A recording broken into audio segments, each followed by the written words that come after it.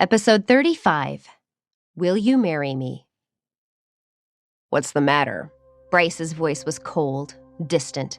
Liam, on the other end of the line, was stunned for a moment. He hadn't expected Bryce to actually answer the phone. He froze. Bryce, unsure if the caller had hung up, looked at his phone. He was about to hang up when Liam's small, scared voice came out of the phone's speaker. Dad, I'm so scared. That bad uncle just blocked the door and was bullying Mommy. I'm scared. Bryce's expression darkened, and an intense light filled his eyes. Immediately, he grabbed his jacket and left the villa. Michelle saw her son leave in a hurry. She was very confused and wondered what had happened. Why would Bryce be in such a rush to leave so suddenly without saying anything? Meanwhile, at Natalie's place, she was relaxing. Her hair was still wet. She was so tired she hadn't bothered to dry it. She watched Liam, who was drawing pictures and occasionally looking up to check the time.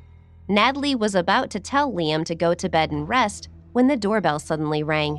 The bell startled her. The things that Nick had said about the Davidsons before he left were still fresh in her mind. Would they really come this late? Liam's eyes lit up when he heard the doorbell, but Natalie didn't notice. She went to open the door.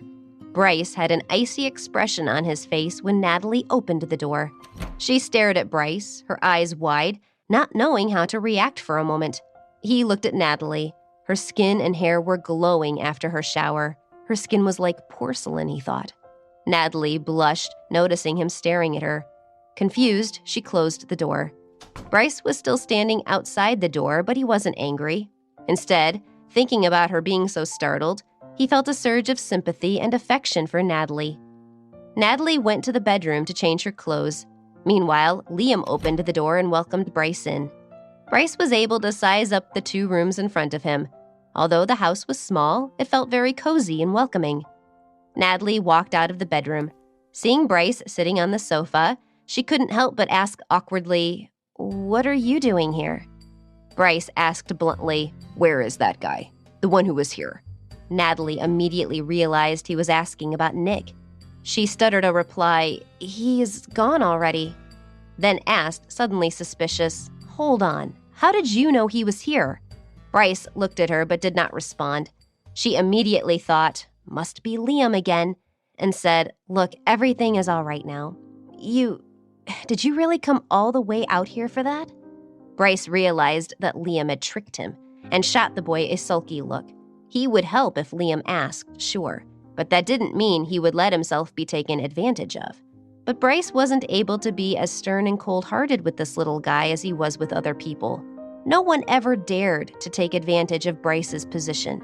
Liam could be considered to be the first to have tried.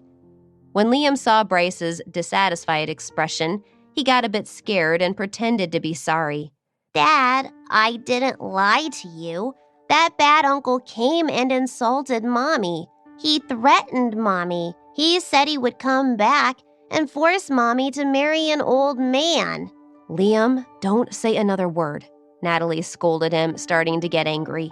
She really didn't know why her little boy seemed to play up so much every time he saw Bryce. Liam, seeing his mother was angry at him, didn't dare say anything more.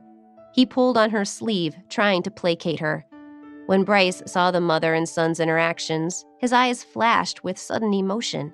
He said with a preamble, "Natalie, would you be willing to marry me?" Natalie, shocked, almost choked.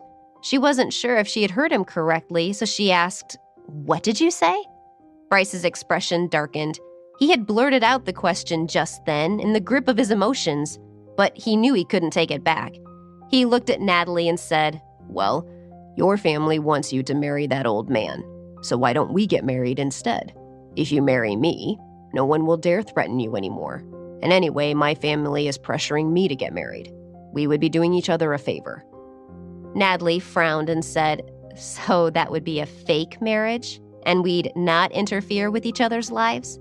The marriage proposal was a huge shock to Natalie, and she still couldn't believe what she had heard.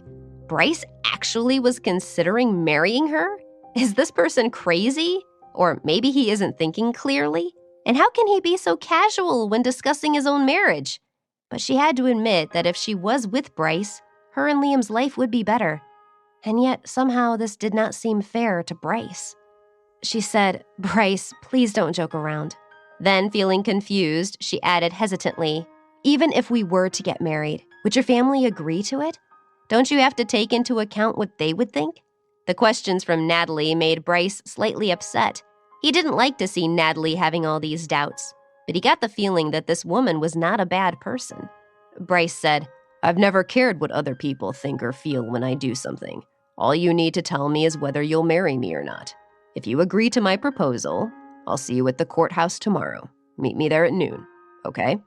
After he finished speaking, Natalie was even more surprised at his haste. Was Bryce marrying her because he was sick and tired of his family pressurizing him? Or did he just want to help her? Bryce stood up, ready to leave without waiting for her reply. But when he reached the door, he suddenly turned around. His face was expressionless as he reminded her, "If we get married, this marriage will only be a formal arrangement. You don't need to fulfill all the duties of a wife. It'll be mutually beneficial for both of us. Don't just think about yourself, but also about your child. If he gets kidnapped again, you'll have no one to help you." He didn't say any more, just glanced at Liam before turning and leaving.